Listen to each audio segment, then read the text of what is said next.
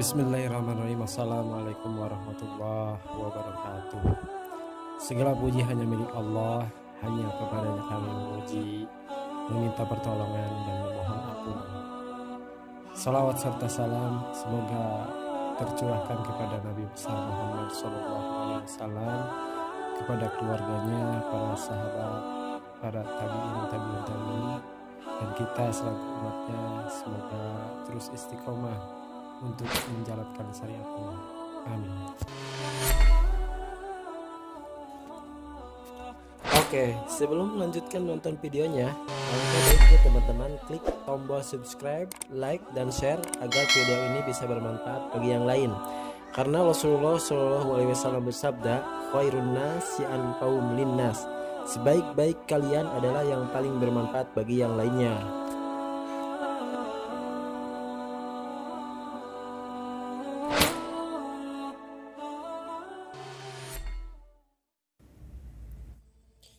Baik, kali ini kita akan menceritakan tentang kisah Nabi Ayub alaihissalam, yang mana Nabi Ayub ini sabar dalam menerima ujian. Nabi Ayub adalah anak Nabi Ishak. Beliau adalah seorang rasul yang kaya raya dan mempunyai banyak anak. Meskipun kaya raya, namun Nabi Ayub tidak pernah melupakan ibadah kepada Allah. Iblis tidak senang terhadap Nabi Ayub karena ia termasuk hamba-hamba yang soleh.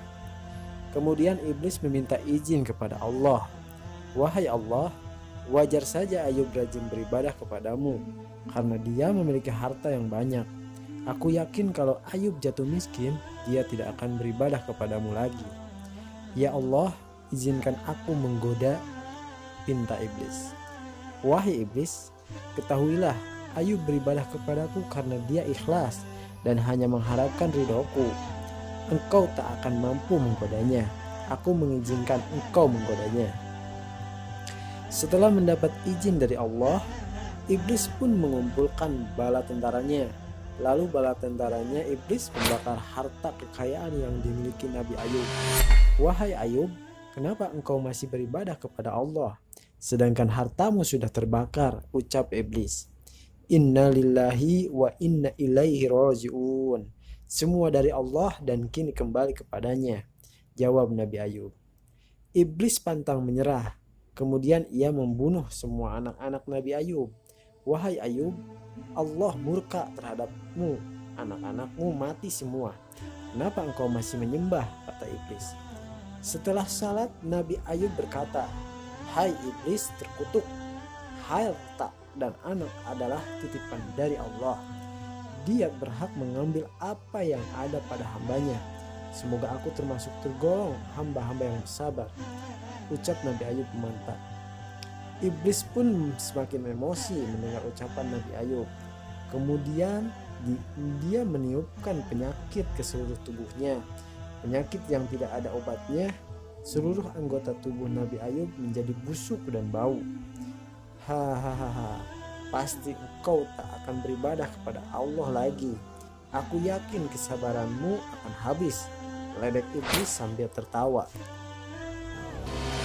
Penyakit yang diderita oleh Nabi Ayub sangat mengerikan. Seluruh kulit dan dagingnya menjadi busuk. Tidak hanya itu, banyak sekali ulat-ulat kecil yang memakan daging busuk itu. Para tetangganya yang dulu baik satu persatu meninggalkannya karena takut tertular oleh penyakit yang diderita Nabi Ayub. Mereka pun mengusir Nabi Ayub dari tempat tinggalnya. Yang bisa dilakukan Nabi Ayub hanya berbaring di atas kasur. Tetapi dia tetap sabar, lisannya tidak pernah berhenti berzikir kepada Allah Subhanahu wa taala. Bertahun-tahun dia menderita penyakit tersebut. Dia tidak pernah mengeluh kepada Allah karena penyakit yang dideritanya. Nabi Ayub hanya berdoa kepada Allah, ya Allah yang maha pengasih lagi maha penyayang, janganlah hati dan lisan yang aku miliki dimakan oleh ulat-ulat ini. Allah pun mengabulkan doa Nabi Yakub. Ulat-ulat itu tidak memakan hati dan lisan Nabi Ayub. Suatu ketika Nabi Ayub memanggil istrinya Rahmah, akan tetapi istrinya tidak datang. Kemudian dia berjanji akan memukul istrinya karena kelalaiannya. "Wahai Rahmah, apabila aku telah sembuh, aku berjanji akan memukulmu," ucap Nabi Ayub. Kondisi Nabi Ayub semakin lemah. Tiba-tiba dia terjatuh dari kasurnya. Dia hanya mengucapkan istighfar. Dengan kehendak Allah, ketika kakinya menghentakkan tanah, tiba-tiba keluar air yang segar dan jernih. Kemudian Nabi Ayub meminum dan mandi menggunakan air itu. Atas izin Allah, penyakit yang diderita Nabi Ayub sembuh dari penyakitnya. Ketika kembali ke rumah, istrinya kaget melihat kondisi Nabi Ayub yang sembuh total. Dia bersyukur kepada Allah karena telah menyembuhkan suaminya. Setelah sembuh, Nabi Ayub pun melaksanakan nazarnya, yaitu memukul dengan sapu lidi. Ia pun memukul dengan lembut. Karena kesabaran Nabi Ayub, Allah memberikan rezeki yang berlipat-lipat padanya. Dan setelah itu, Nabi Ayub hidup kembali normal. Mudah-mudahan kisah ini menjadi